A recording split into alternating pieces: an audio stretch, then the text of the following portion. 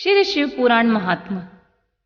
श्री शौनक जी ने पूछा, महाज्ञानी सूत जी, आप संपूर्ण सिद्धांतों के ज्ञाता हैं प्रभु। मुझ में पुराणों की कथा के सार तत्व का विशेष रूप से वर्णन कीजिए प्रभु। ज्ञान और वैराग्य सहित भक्ति से प्राप्त होने वाले विवेक की वृद्धि कैसे होती है तथा साधु पुरुष किस प्रकार अपने काम, क्रोध आदि मानसिक विकारों का निवारण करते हैं। इस घोर कलिकाल में जीव प्रायः आसुर स्वभाव के हो गए हैं। उस जीव समुदाय को शुद्ध बनाने के लिए सर्वश्रेष्ठ उपाय क्या है? आप इस समय मुझे ऐसा कोई शाश्वत साधन बताइए जो कल्याणकारी वस्तुओं में सबसे उत्कृष्ट एवं परम मंगलकारी हो तथा पवित्र करने वाले उपायों में सर्वोत्तम पवित्र कारक उपाय हो। तात वह ऐसा साधन हो जिसके अनुष्ठान से शीघ्र ही अंतःकरण की विशेष शुद्धि हो जाए और उससे निर्मल चित्त वाले पुरुष को सदा के लिए शिव की प्राप्ति हो जाए। श्री सूत जी बोले, मुनि श्रेष्ठ शौनक, तुम धन्य हो, क्योंकि तुम्हारे हृदय में पुराण कथा सुनने का विशेष प्रेम एवं लालसा है।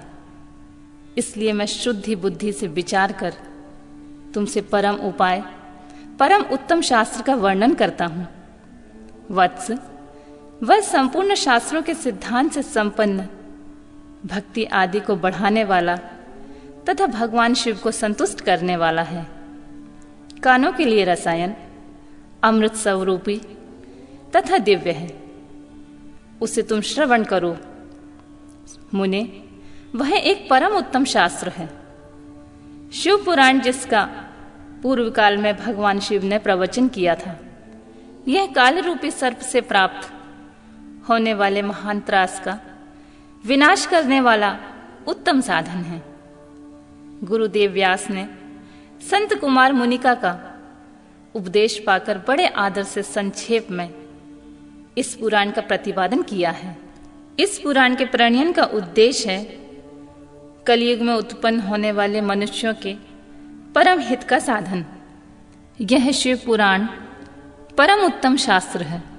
इसे इस भूतल पर भगवान शिव का वांग्मय स्वरूप समझना चाहिए और इस प्रकार से इसका सेवन करना चाहिए। इसका पठन और श्रवण सर्वसाधारण रूप है। इससे शिव भक्ति पाकर श्रेष्ठतम स्थिति में पहुंचा हुआ मनुष्य शीघ्र ही शिव पद को प्राप्त कर लेता है। इसलिए संपूर्ण यत्न करने मनुष्य ने इस पुराण को पढ़ने की इच्छा की है अथवा इसके अध्ययन को अभीष्ट साधन माना है। इसी तरह इसका प्रेम पूर्वक श्रवण भी संपूर्ण मनोवांछित फलों को देने वाला है। भगवान शिव के इस पुराण को सुनने से मनुष्य सब प्रकार के पापों से मुक्त हो जाता है तथा इस जीवन में बड़े बड़े उत्कृष्ट भोगों का उपभोग करके अंत में शिवलोक को प्राप्त कर लेता है। यह शिव पुराण नामक ग्रंथ 24,000 श्लोकों से युक्त है। इसके 7 संहिताएं हैं। मनुष्यों को चाहिए कि वह भक्ति, ज्ञान और वैराग्य से संपन्न हो बड़े आदर के साथ श्रवण करे।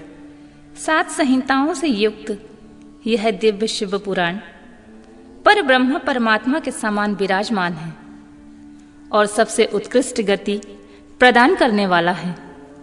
जो निरंतर अनुसंधान पूर्वक इस शिव पुराण को वांचता है अथवा नित्य प्रेम पूर्वक इसका पाठ मात्र करता है, वह पुण्यात्मा है। इसमें संशय नहीं है। जो उत्तम बुद्धि वाला पुरुष अंतकाल में भक्ति पूर्वक इस पुराण को सुनता है, उस पर अत्यंत प्रसन्न हुए भगवान महेश्वर उसे अपना पद प्रदान करते हैं। जो प्रतिदिन आदर पूर्वक इस शिव पुराण का पूजन करता है, यह इस संसार में संपूर्ण भोगों को भोग कर अंत में भगवान शिव के पद को प्राप्त कर लेता है। जो प्रतिदिन आलस्य रहित हो रेशमी वस्त्र आदि के वेस्टर्न से इस शिव पुराण का सत्कार करता है वह सदा सुखी होता है। यह शिव पुराण निर्मल तथा भगवान शिव का सर्वत्र है। जो इहलोक और परलोक में भी सुख चाहता है उसे आदर के साथ प्रयत्न पूर्वक इसका सेवन करना चाहिए। यह निर्मल एवं उत्तम शिव पुराण धर्म, अर्थ, काम और मोक्ष रूप से चारों पुरुषार्थों को देने वाला है। अतः प्रेम पूर्वक इसका श्रवण एवं विशेष पाठ करना चाहिए। श्री शौनक जी ने कहा, महाभाग सूत जी, आप धन्य हैं, परमार्थ तत्व के ज्ञाता हैं।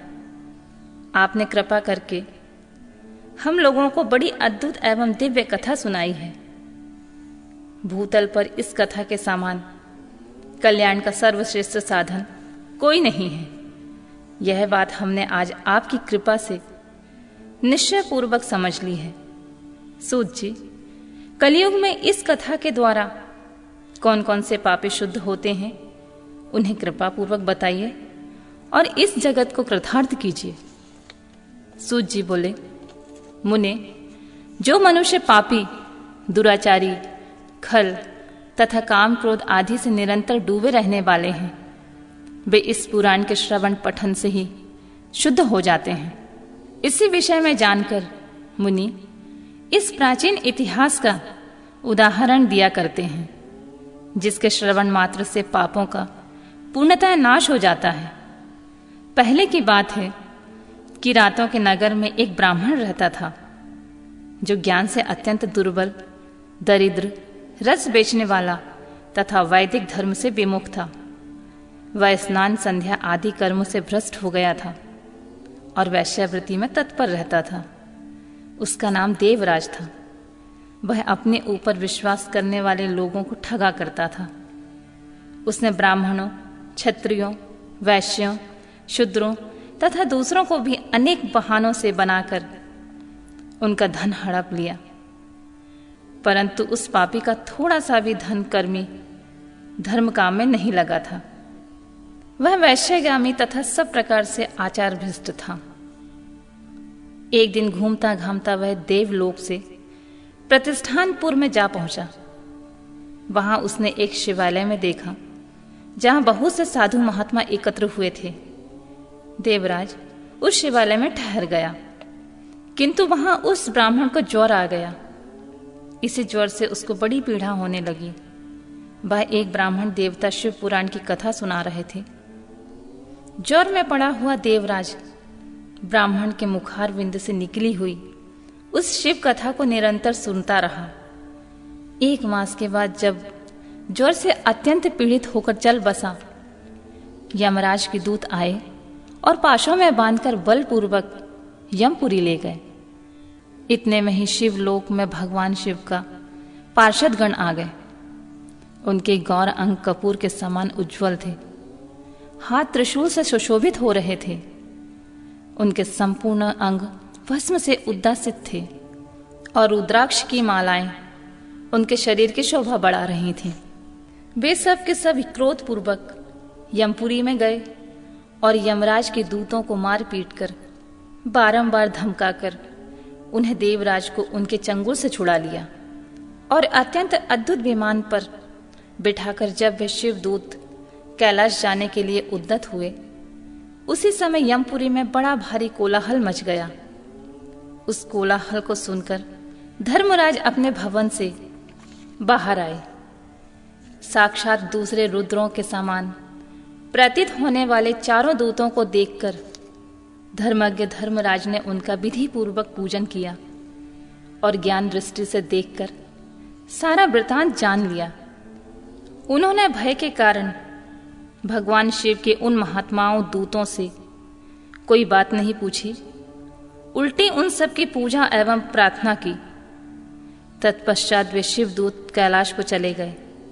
वहां पहुंचकर उन्होंने उस ब्राह्मण को दया सागर साम्य शिव के हाथों में दे दिया। शौनक जी ने पूछा, महाभाग सूत जी, आप सर्वज्ञ हैं, महामते, आपकी कृपा प्रसाद से बारंबार कृतार्थ हुआ हूं। इस इतिहास को सुनकर मेरा मन अत्यंत आनंद से निमग्न हो रहा है। अतः अब भगवान शिव में प्रेम बढ़ाने वाली शिव संबंधिनी की दूसरी कथा भी कहिए। श्री सूत जी बोले, शौनक सुनो, मैं तुम्हारे सामने गोपनीय कथा वस्तु का भी वर्णन करूंगा, क्योंकि तुम शिव भक्तों में अग्रगण तथा वेद वेताओं में श्रेष्ठ हो। समुद्र के निकटवर्ती प्रदेश में एक बास्कल नामक ग्राम है, जहां वैदिक धर्म से विमुख महापापी द्विज निवास करते हैं। वे सब के सब बड़े दुष्ट हैं। उनका मन दूषित विषय भोगों में लगा रहता है। वे ना तो देवताओं पर विश्वास करते हैं, न भाग्य पर। वे सभी कुटिल वृत्ति वाले हैं। किसानी करते और भली भांति के घातक अस्त्र शस्त्र रखते हैं। वे व्यभिचारी एवं खल हैं। ज्ञान वैराग्य तथा सब धर्म का सेवन ही मनुष्य के लिए परम पुरुषार्थ है। इस बात को वे बिल्कुल नहीं जानते हैं। वे सभी पशु बुद्धि वाले हैं। अन्य वर्णों के लोग भी उन्हीं की भांति कुत्सित विचार रखने वाले स्वधर्म विमुख एवं खल हैं। वे सदा कुकर्म में लगे रहते हैं और नित्य विषय भोगी में ही डूबे रहते हैं। वहां की सब स्त्रियां भी कुटिल स्वभाव की, स्वेच्छाचारिणी, पाप सक्त, कुशित विचार वाली एवं व्यभिचारिणी हैं। वे सद्व्यवहार एवं सदाचार से सर्वथा शून्य हैं। इस प्रकार वहां का दुष्टों का ही निवास है। उस बाष्कल नामक ग्राम में किसी समय एक विदुंग नामधारी ब्राह्मण रहता था। वह बड़ा अधम था, दुरात्मा और महापापी था।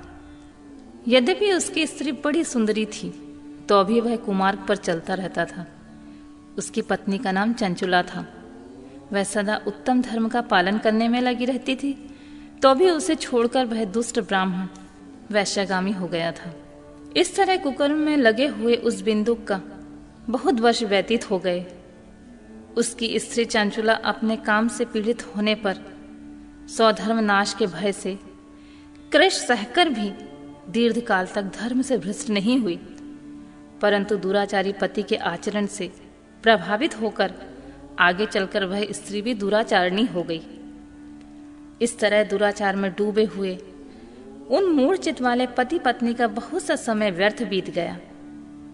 तदनंतर शूद्र जातीय वैश्य का पति बना हुआ वह दूषित बुद्धि वाला दुष्ट ब्राह्मण विंदुक समयानुसार मृत्यु को प्राप्त कर नरक में जा पड़ा। बहुत दिनों तक नरक में दुख भोगकर वह मूढ़ बुद्धि पापी विंध्या पर्वत पर भयंकर पिशाच हुआ। उधर उस दुराचारी पति बिंदु के मर जाने पर वह मूढ़ हृदय चंचुला बहुत समय तक पुत्रों के साथ घर में ही रही। एक दिन देवयोग से किसी पुण्य पर्व के आने पर वह स्त्री भाई बंधुओं के साथ गोकर्ण क्षेत्र में गई। तीर्थ यात्रियों के संग में उसने भी उस समय जाकर किसी तीर्थ के जल में स्नान किया।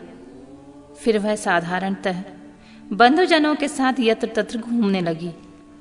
घूमते घामते किसी देव मंदिर में गई और वहां उसने एक देवज्ञ ब्राह्मण के मुख से भगवान शिव की परम पवित्र एवं मंगलकारिणी उत्तम पौराणिक कथा सुनी। कथावाचक ब्राह्मण कह रहे थे कि जो स्त्रियां पर पुरुष के साथ व्यभिचार करती हैं, वे मरने के बाद यमलोक में जाती हैं। तब यमलोक के दूत उनकी योनियों में तपे हुए लोह का परिध डालते हैं। पौराणिक ब्राह्मण के मुख से यह वैराग्य बढ़ाने वाली कथा सुनकर चंचुला भय से व्याकुल हो गई और कांपने लगी। जब कथा समाप्त हुई और सुनने वाले सब लोग वहां से चले गए, तब वह भयभीत नारी एकांत में शिव पुराण की कथा बांचने वाले उन ब्राह्मण देवता से बोली। चंचुला ने कहा, ब्राह्मण, मैं अपने धर्म को नहीं जानती थी, इसलिए मेरे द्वारा बड़ा दुराचार हुआ है। स्वामिन, मेरे ऊपर अनुपम कृपा करके मेरा उद्धार कीजिए। आज आपके वैराग्य रस से ओतप्रोत इस प्रवचन को सुनकर मुझे बड़ा भय लग रहा है। मैं कांप उठी हूं और मुझे इस संसार से वैराग्य हो गया है। मुझ मूढ़ चित्त वाली पापिनी को धिक्कार है। मैं सर्वथा निंदा के योग हूं। कुशित विषयों में फंसी हुई अपने धर्म से विमुख हो गई हूं। हाय, न जाने किस किस घोर कष्टदायक दुर्गति में मुझे पड़ना पड़ेगा, और वहां कौन बुद्धिमान पुरुष कुमार्ग में धन लगाने वाली मुझ पापिनी का साथ देगा। मृत्यु काल में उन भयंकर यमदूतों को कैसे देखूंगी, जब वे बलपूर्वक मेरे गले में फंदे डालकर मुझे बांधेंगे, तब मैं कैसे धीरज धारण कर सकूंगी। नरक में जब मेरे शरीर के टुकड़े टुकड़े किए जाएंगे, उस समय विशेष दुख देने वाली उस महायातना को कैसे झेलूंगी। हाय, मैं मारी गई, मैं मर गई, मैं जल गई, मेरा हृदय विदीर्ण हो गया और मैं सब प्रकार से नष्ट हो गई, क्योंकि मैं हर तरह से पाप में डूबी रहती हूं। ब्राह्मण, आप ही मेरे गुरु, आप ही माता, आप ही पिता हैं। आपकी शरण में आई मुझ दीन अबला का आप ही उद्धार कीजिए, उद्धार कीजिए प्रभु। सूत जी कहते हैं, शौनक, इस प्रकार खेद और वैराग्य से युक्त चंचला ब्राह्मण देवता के दोनों चरणों में गिर पड़ी। तब उन बुद्धिमान ब्राह्मण ने कृपा पूर्वक उसे उठाया और इस प्रकार कहा। ब्राह्मण बोले, नारी, सौभाग्य की बात तो यह है कि भगवान शंकर की कृपा से शिव पुराण के वैराग्य युक्त कथा को सुनकर तुम समय पर चेत गई हो। ब्राह्मण पत्नी, तुम डरो मत, भगवान शिव की शरण में जाओ।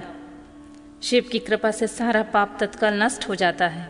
मैं तुमसे भगवान शिव की कार्तिक कथा से युक्त उस परम वस्तु का वर्णन करूंगा, जिससे तुम्हें सदा सुख देने वाली उत्तम गति प्राप्त होगी। शिव की उत्तम कथा सुनने से ही तुम्हारी बुद्धि इस तरह पश्चाताप से युक्त एवं शुद्ध हो गई है। साथ ही तुम्हारे मन में विषयों के प्रति वैराग्य हो गया है। पश्चाताप ही पाप करने वाले पापियों के लिए सबसे बड़ा प्रायश्चित है। सत्पुरुषों ने सबके लिए पश्चाताप को ही समस्त पापों का शोधक बताया है। पश्चाताप से ही पाप की शुद्धि होती है। जो पश्चाताप करता है वही वास्तव में पापों का प्रायश्चित करता है, क्योंकि सत्पुरुषों ने समस्त पापों की शुद्धि के लिए जैसे प्रायश्चित का उपदेश किया है, वह सब पश्चाताप से संपन्न हो जाता है। जो पुरुष विधि पूर्वक प्रायश्चित करके निर्भय हो जाता है, वह अपने कुकर्म के लिए पश्चाताप नहीं करता है। उसे प्रायः उत्तम गति नहीं प्राप्त होती है, परंतु जिसे अपने कुकृत्य पर हार्दिक पश्चाताप होता है, वह अवश्य उत्तम गति का भागी होता है। इसमें संशय नहीं है। इस शिव पुराण की कथा सुनने से जैसी चित्त शुद्धि होती है, वैसी दूसरे उपायों से नहीं होती है। जैसे दर्पण साफ करने पर निर्मल हो जाता है, उसी प्रकार इस शिव पुराण की कथा से चित्त अत्यंत शुद्ध हो जाता है। इसमें संशय नहीं है। मनुष्य के शुद्ध चित्त में जगदम्बा पार्वती सहित भगवान शिव विराजमान रहते हैं। इससे वह विशुद्धात्मा पुरुष श्री साम्य सदाशिव को प्राप्त कर लेता है। इस उत्तम कथा का श्रवण समस्त मनुष्य के लिए कल्याण का बीज है। अतः यथोचित मार्ग में इसकी आराधना अर्थात सेवा करनी चाहिए। यह भव बंधन रूपी रोग का नाश करने वाली है। भगवान शिव की कथा को सुनकर फिर अपने हृदय में उसका मनन करते हुए निंध्या आसन करना चाहिए। इससे पूर्णतः चित्त शुद्धि हो जाती है। चित्त शुद्धि होने से महेश्वर की भक्ति अपने दोनों पुत्रों के साथ निश्चित ही प्रकट होती है। तत्पश्चात महेश्वर के अनुग्रह से दिव्य मुक्ति प्राप्त होती है। इसमें संशय नहीं है। जो मुक्ति से वंचित है उसे पशु समझना चाहिए, क्योंकि उसका चित्त माया के बंधन से आसक्त है। वह निश्चित ही संसार बंधन से मुक्त नहीं हो पाता। ब्राह्मण पत्नी, इसलिए तुम इन विषयों से मन हटा लो और भक्ति भाव से भगवान शंकर की इस परम पावन कथा को सुनो। परमात्मा शंकर की इस कथा को सुनने से तुम्हारे चित्त की शुद्धि होगी। इससे तुम्हें मोक्ष की प्राप्ति भी हो जाएगी। जो निर्मल चित्त से भगवान शिव के चरणार बिंदों का चिंतन करता है, उसकी एक ही जन्म में मुक्ति हो जाती है। यह मैं तुमसे सत्य सत्य कहता हूं। सूत जी बोले, शौनक, इतना कहकर वे श्रेष्ठ शिव भक्त ब्राह्मण चुप हो गए। उनका हृदय करुणा से आर्द्र हो गया। वे शुद्ध चित्त महात्मा भगवान शिव के ध्यान में मग्न हो गए। तदंतर बिंदुक की पत्नी चंचुला मन ही मन प्रसन्न हो उठी। ब्राह्मण का उक्त उपदेश सुनकर उसके नेत्रों में आनंद के आंसू छलक आए थे। वह ब्राह्मण पत्नी चंचुला हर्ष भरे हृदय से उन श्रेष्ठ ब्राह्मण के दोनों चरणों में गिर पड़ी और हाथ जोड़कर बोली, मैं कृतार्थ हो गई। तत्पश्चात उठकर वैराग्य युक्त उत्तम बुद्धि वाली वह स्त्री जो अपने पापों के कारण आतंकित थी, उन महान शिव भक्त ब्राह्मण से हाथ जोड़कर गद्यवाणी से बोली। चंचुला ने कहा, ब्राह्मण, शिव भक्तों में श्रेष्ठ स्वामिन, आप धन्य हैं, परमार्थदर्शी हैं। आप सदा परोपकार में लगे रहते हैं, इसीलिए श्रेष्ठ साधु पुरुषों में प्रशंसा के योग्य हैं। साधु, मैं नरक के समुद्र में गिर रही हूं, आप मेरा उद्धार कीजिए। पौराणिक अर्थ तत्व से संपन्न जिस सुंदर शिव पुराण की कथा को सुनकर मेरे मन में संपूर्ण विषयों से वैराग्य उत्पन्न हो गया है, उसी इस शिव पुराण को सुनने के लिए इस समय मेरे मन में बड़ी श्रद्धा हो रही है। सूत जी कहते हैं, ऐसा कहकर हाथ जोड़कर उनका अनुग्रह पाकर चंचुला उस शिव पुराण की कथा को सुनने की इच्छा मन में लिए हुए उन ब्राह्मण देवता की सेवा में तत्पर होने के लिए वहां रहने लगी। तदंतर शिव भक्तों में श्रेष्ठ और शुद्ध बुद्धि वाले ब्राह्मण देव ने उसी स्थान पर उस स्त्री को शिव पुराण की उत्तम कथा सुनाई। इस प्रकार उस गोकर्ण नामक महाक्षेत्र में स्त्री ने परम उत्तम कथा सुनी, जो भक्ति, ज्ञान और वैराग्य बढ़ाने वाली तथा मुक्ति देने वाली है। उस परम उत्तम कथा को सुनकर वह ब्राह्मण पत्नी अत्यंत कृतार्थ हो गई। उसका चित्त शुद्ध हो गया। फिर भगवान शिव के अनुग्रह से उसके हृदय में शिव के सद्गुण रूप का चिंतन होने लगा। इस प्रकार उसने भगवान शिव में लगी रहने वाली उत्तम बुद्धि पाकर शिव के सच्चिदानंदमय स्वरूप का बारंबार चिंतन आरंभ किया।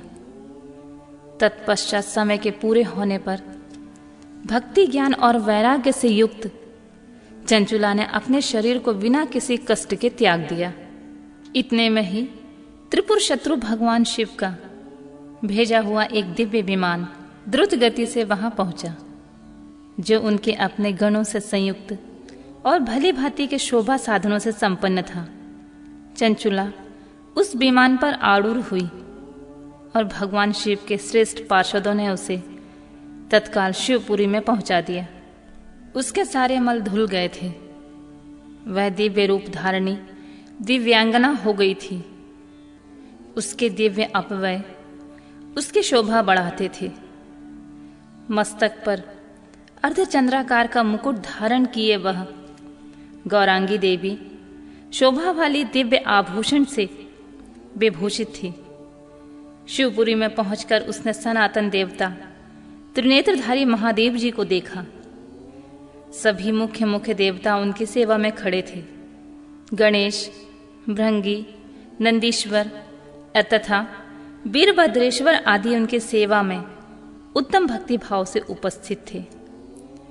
उनकी अंग क्रांति करोड़ों सूर्यों के समान प्रकाशित हो रही थी। कंठ में नील चिन्ह शोभा पाता था। 5 मुख और प्रत्येक मुख में 3-3 नेत्र थे। मस्तक पर अर्धचंद्राकार मुकुट शोभा देता था। उन्होंने अपने बांग भाग में गौरी देवी को बिठा रखा था, जो विद्युत पूज्य के समान प्रकाशित हो रही थीं। गौरीपति महादेव जी की क्रांति कपूर के समान गौर थी। उनका सारा शरीर श्वेत भस्म से भ्राषित था। शरीर पर श्वेत वस्त्र शोभा पा रहे थे। इस प्रकार परम उज्ज्वल भगवान शंकर का दर्शन करके वह ब्रह्मपत्नी चंचुला बहुत प्रसन्न हुई। अत्यंत प्रीतियुक्त होकर उसने बड़ी उतावली के साथ भगवान को बारंबार प्रणाम किया। फिर हाथ जोड़कर बड़े प्रेम, आदर और आनंद संतोष से युक्त होकर विनीत भाव से खड़ी हो गई। उसके नेत्रों में आनंद अश्रुओं की अविरल धारा बहने लगी तथा संपूर्ण शरीर में रोमांच हो गया। उसी समय भगवती पार्वती और भगवान शंकर ने उसे बड़ी करुणा के साथ अपने पास बुलाया और सौम्य दृष्टि उसके ऊपर डाली। पार्वती जी ने दिव्य रूप धारणी बिंदु प्रिया चंचुला को प्रेम पूर्वक अपनी सखी बना लिया। वह उस परमानंदन ज्योति स्वरूप सनातन धाम में अविचल निवास पाकर दिव्य सौम्य से संपन्न हो अक्षय सुख का अनुभव करने लगी।